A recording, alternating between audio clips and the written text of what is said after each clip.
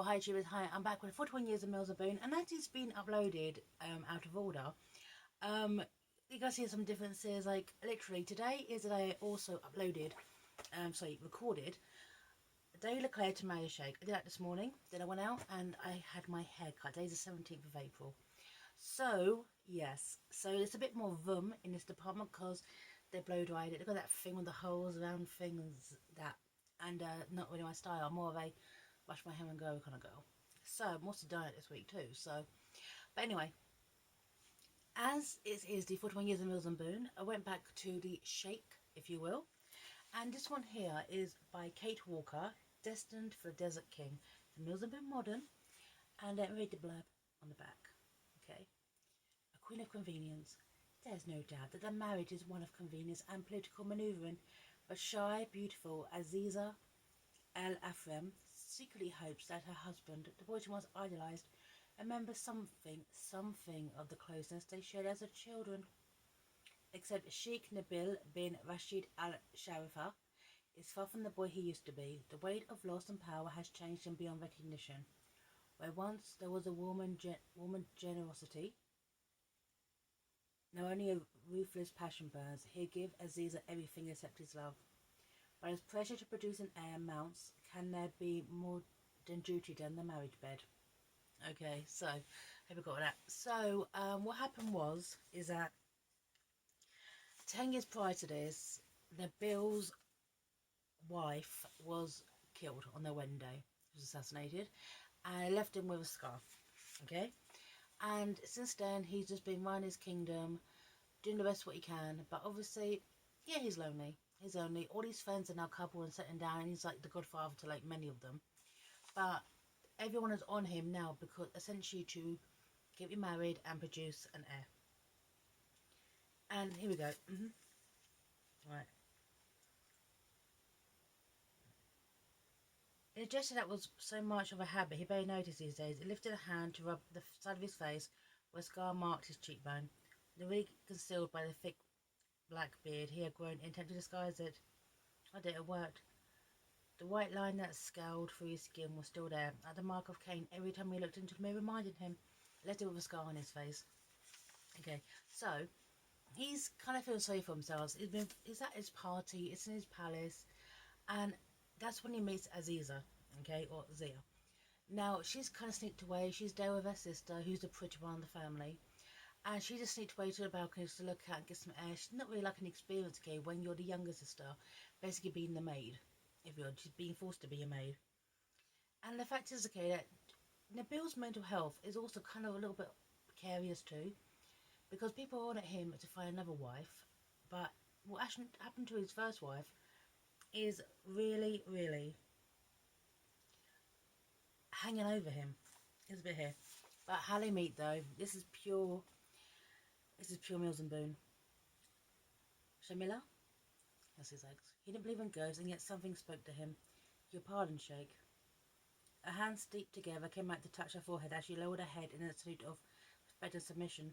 The gesture made him catch two things. First there was the wave of perfumed sandalwood and flowers, rich and sensual. It swirled around him like scented mist, putting his senses on alert. But this time in a new and different way. Right. Yeah, so basically he's attracted to her scent first before he sees her, to really understands her. The scent's going to come into play. And with Zia, she just wanted to get out of there, and she's kind of embarrassed by this, okay? And the fact is, the case is, it's really kind of factors in on the issues that people have as well. I mean, you've got Nabil, who is being pressured into something, and then you've got Zia, who basically is an unpaid servant. This is Zia's point of view. She had to get away from the party, away from playing second fiddle to Jamelia, away from her father's constant scrutiny of his second daughter, the one he might as well be his servant because of the way he expected her to stay in the background. Of course she was supposed to stay there and act as chaperone. Of course Jamelia didn't want her there, and to tell her truth, Aziza wanted to be anywhere but with her sister. So, but the thing is, Zia, okay, because she's known as that quite a bit, okay, instead of Aziza, which is a family nickname, she and Nabil have meet and they share a kiss on the balcony. And Nabil is under so much pressure, and obviously Jamila's father, well, Zia's father, you know, he's come out, you know, basically take one of my daughters. He's basically offering his daughters, okay? And this is actually, I don't know, I couldn't stop laughing, okay? Because when he meets Zia, he thinks she's a servant. That's going to come into play, okay? Right. So he kind of invites her to the palace, if you will, okay? Sees her for two-way glass, and then sees Jamila standing there, with all her finery, looking stunning, absolutely beautiful, okay? But he sees her servant with her, yeah, okay? And it's a bit here, it's a bit here. How could he even marry Jamelia when, as queen, he will surely bring her maid with her? And yet, how could he refuse to take Jamelia as his wife and risk insulting her father by rejecting his beautiful daughter? So he says no because he doesn't want Jamelia to bring the servant. And then he says, this bit here, right? There's a younger sister, isn't there? He doesn't realise it's a sister. Okay. He had no idea where the memory come from, but suddenly it was clear in his mind the image of a small shy girl who had peered out at him from behind her mother's skirts, a soft giggle escaping her curved lips. Yes, right. So he turns around again and says, right, if I was to have an arranged wife, then I'd take this younger sister, let it be done. He never met her, well, not met her in that capacity. He is only marrying her, so doesn't have Jamelia. Yeah, and then on the wedding day, it's obviously okay, she's veiled heavily. She don't really see each other. She's nervous. She doesn't eat really anything. So Nabil can't see her face. Literally, he marries her without knowing what she looks like. Okay, he has no idea what she looks like until the wedding night, where obviously, okay, clothes start coming off and they're talking. It's a bit here, right, right. He knew that perfume, sandalwood and jasmine. It was a scent associated with one woman, only Zia, because no other woman wears sandalwood and jasmine. Must be. Since when did a maid wear the same perfume as her mistress? Unless, okay, right. Hell and damnation, I have married the maid. Right. You've married the maid. Right. Next chapter. Hell and damnation, I've married the maid, or have I? Okay. He's just confused about this, okay. And also, Zia, okay. Zia, or Aziza, okay. Right. She makes a get how hurt she is by this, okay, because she definitely thought Nabil knew who she was. And that's why. Not this bit here, okay, right. You're the one who asked me who picked me out to be your prospective bride. Right. I never chose you. And Zia's seriously hurt by this because she thought being a younger sister that suddenly was looking at her for her and find out no. Essentially, it's I didn't want Jamelia to come and marry her because you would be her maid, so I married you instead, and then you are the maid. Right. And the fact is, the case is, Nabil's been in this cloud for 10 years. And the fact is, okay, it really kind of forgot how I think time works. Because he remembered Aziza being a child, okay? Not realising, hold on, she's grown up to be a woman, this bit here, okay? He has spent so long thinking of the gentle child Aziza had been, that shocked to realise that she'd become a woman, or woman. Even more of a shock to recognise that she was the woman he lusted over, when he told her name was Zia. If he let her go now, he was losing more than a treaty, and doing his duty. This wasn't for Russatan, that's the name of the country, this was personal. But the fact is, okay, that they aren't connecting at the point. Again, one thing I did actually like about this is normally in a Mills and Boone novel, even these two people aren't getting along, okay? They still have sex, pretty much straight away. It's expected. This don't. They don't go near each other for like a week, okay? Because they're both kind of processing this issue. And the fact is, okay, that this is a very, very tentative situation, okay? And the fact is, okay, that the confines of Nabil's crown are weighed very, very heavy on his head. And the fact is, okay, that being a queen is the expectation as well, not just for an heir, but to be a queen. And I think it takes a while for Azia to actually get her head around that. Right.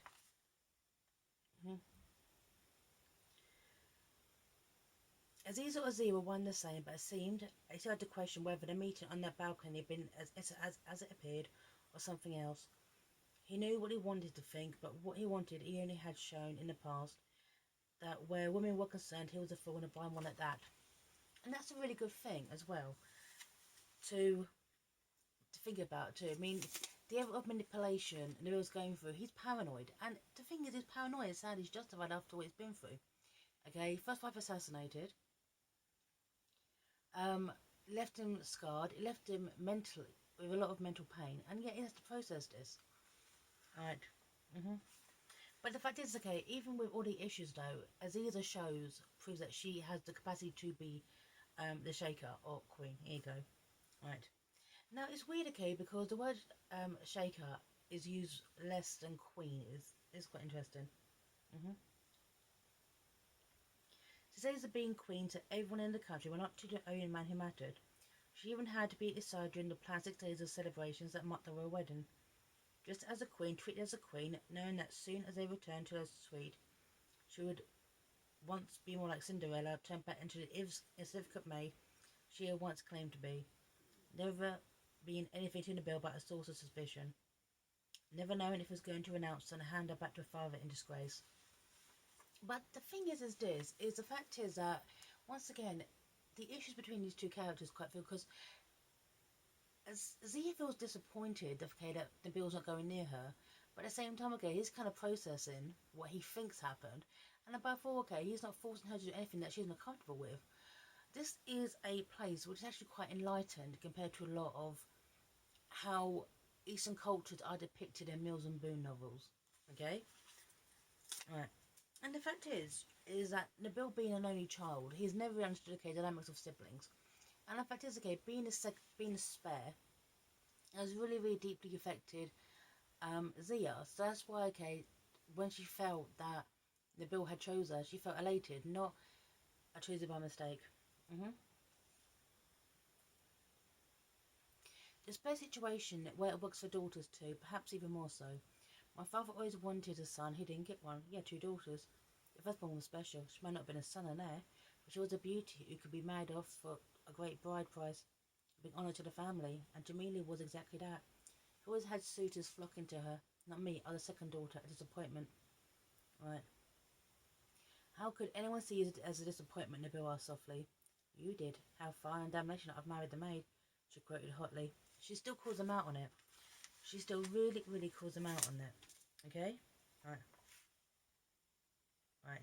What also okay about this place is the fact is okay is it's kind of is like a culture confusion okay between, because this is also a culture where it's a Middle Eastern culture okay, but women can actually drive. Okay, I did like that. Okay, so here you go. Right. You can drive, then you must pick out a car you would like, and I'll make sure it's yours. That is unless you would prefer to have the royal chauffeur drive you everywhere. Mix up with Jamelia. She'd be happy to have a private chauffeur. But I feel trapped, imprisoned.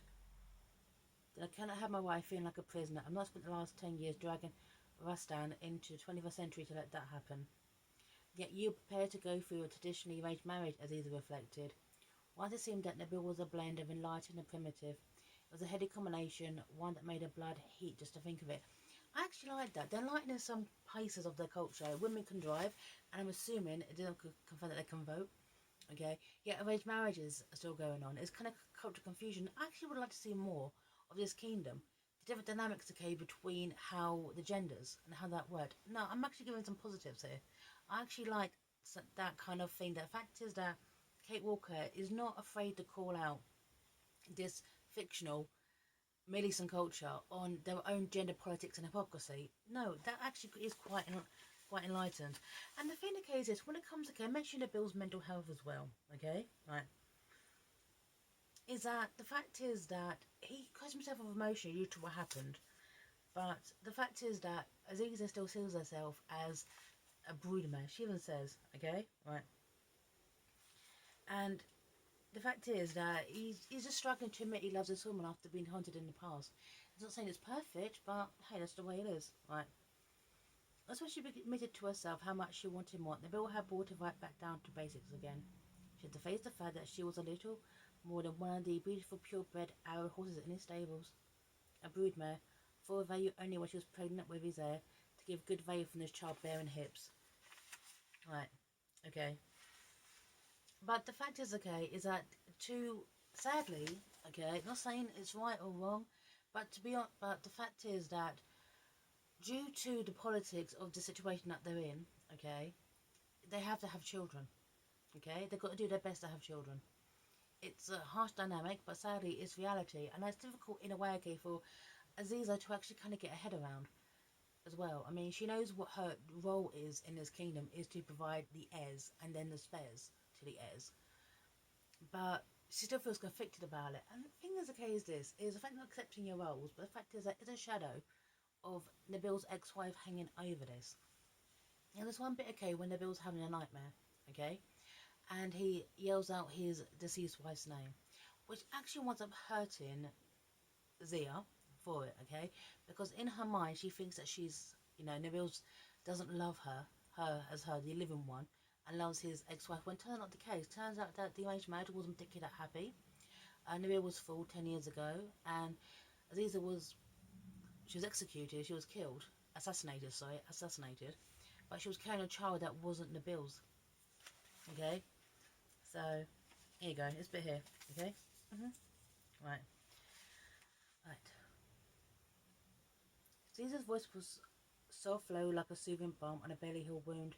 It must have been inevitable on an anniversary like today. It must have been in your thoughts all day. It was the day of their coronation. What as if she knew and truly understood just how difficult it was to rid himself of the shadow of his past mistakes. It's what he married her for. It is what he had seen in his memories of young Aziza, helped to find the near-dark woman. Right. You must miss her. Miss her? His reaction was instant. Hell no. He didn't.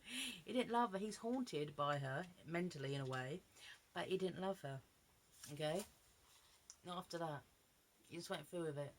The fact is, okay, is this, he may have accidentally chose, okay, Zia, but he does actually care about her. And then, of course, and I don't know if there's a second book connected to this, but Jamelia, the perfect daughter, snapped a piece of perfect after all. Right. Jamelia has run away from home with a man. Has she been seeing him for weeks in spite of my father bidding him anything anything to do with him. She's been more than seeing him. Right. You married because you needed an heir and chose me, but because my childbearing hits. But in spite of everything, I showed no sign of giving you an heir with Jamelia while she's pregnant already. Right. At the time, she thought she was pregnant, but she wasn't. Okay, it was just stress. But anyway, they talk it out and all that, and the fact is, okay, that yes, he actually breaks down a bit emotionally, okay, and says, "I want you for you. I love you for you. I chose wrong, but I chose right."